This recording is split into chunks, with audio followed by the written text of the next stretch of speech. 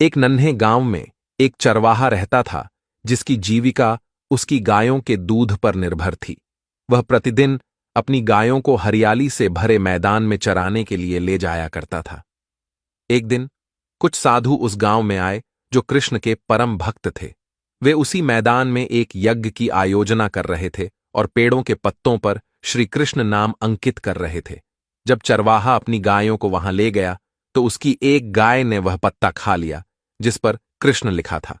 शाम होते होते जब सभी गायें वापस गौशाला में आईं तो उस गाय ने कृष्ण का नाम जपना शुरू कर दिया।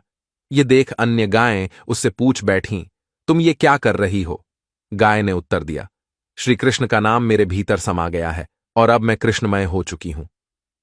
वह बिना रुके कृष्ण का नाम जपती रही, जिससे अन्य गायों ने उसे अपने समूह से अलग कर दिया। सुबह जब चरवाहा दूध दूहने आया तो उसने देखा कि वह गाय बाहर खड़ी है। उसने उसे वापस अंदर ले आया, लेकिन जैसे ही वह चला गया बाकी गायों ने उसे फिर से बाहर धकेल दिया। चरवाहे ने सोचा, इस गाय के साथ क्या समस्या है कि अन्य सभी उसे दूर कर रहे हैं? कहीं उसे कोई रोक तो नहीं? चिंतित चरवाहे ने एक गहन विचार के बाद उस गाय को ले जाकर एक सुनसान जंगल में छोड़ दिया। तभी वहां से एक चोर गुजरा जिसने अकेली गाय को देखा और उसे पकड़कर एक अन्य गांव में ले जाकर एक किसान को बेच दिया। इस प्रकार उसने कुछ धन अर्जित किया। वह किसान जब गाय को अपने साथ ले गया तो देखा कि वह अभी भी कृष्ण का नाम जप रही थी।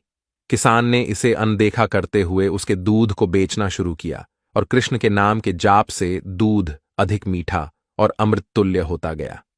धीरे धीरे उस दूध की प्रसिद्धि चारों ओर फैल गई और लोग उसे खरीदने के लिए आने लगे, जिससे किसान धनी होता गया। एक दिन राजा के मंत्री उस ओर से गुजरे और किसान के घर पर रुके। किसान ने उन्हें उसी गाय का दूध पिलाया जिसे पीकर मंत्री बहुत प्रसन्न हुए और कहा कि दूध बेहद स्वादिष्ट है। किसान ने बताया कि यह गाय सदैव कृष्ण का नाम जपती रहती है, जिससे मंत्री अचंभित हो गए। मंत्री राजमहल लौट आए। उस समय राज्य की महारानी कुछ दिनों से बीमार थीं और दवाइयों का कोई असर नहीं हो रहा था। राजवैद्य ने कहा कि अब महारानी की जान केवल ईश्वर के हाथ में है। मंत्री ने राजा को उस गाय के बारे में बताया, लेकिन राजा को यह विश्वास नहीं हुआ। वे स्वयं इसकी सच्चाई की जांच करने किसान के घर पहुंचे। जब उन्होंने खुद गाय को कृष्ण कृष्ण कहते सुना तो वे आश्चर्यचकित रह गए। राजा ने किसान से उस गाय को मांगा। किसान ने विनम्रतापूर्वक कहा कि गाय के जाने से उसकी आमदनी प्रभावित होगी। राजा ने उसे गाय के बदले बहुत सारा धन देने का प्रस्ताव दिया। किसान ने सहमति व्यक्त की और गाय को राजा को सौंप दिया।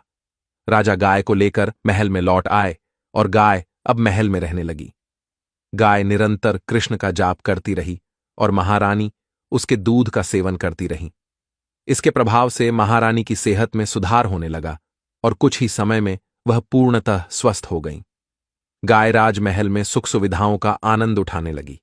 कृष्ण जाप का प्रभाव समस्त प्रजा पर भी पड़ा और पूरा राज्य कृष्णमय हो गया। राजमहल से लेकर नगर के कोने कोने तक कृष्ण नाम की गूंज सुनाई देने लगी। इसलिए मित्रों, ये कहानी हमें सिखाती है कि कृष्ण की भक्ति में असीम शक्ति है जो हर सुख को आकर्षित करती है। उम्मीद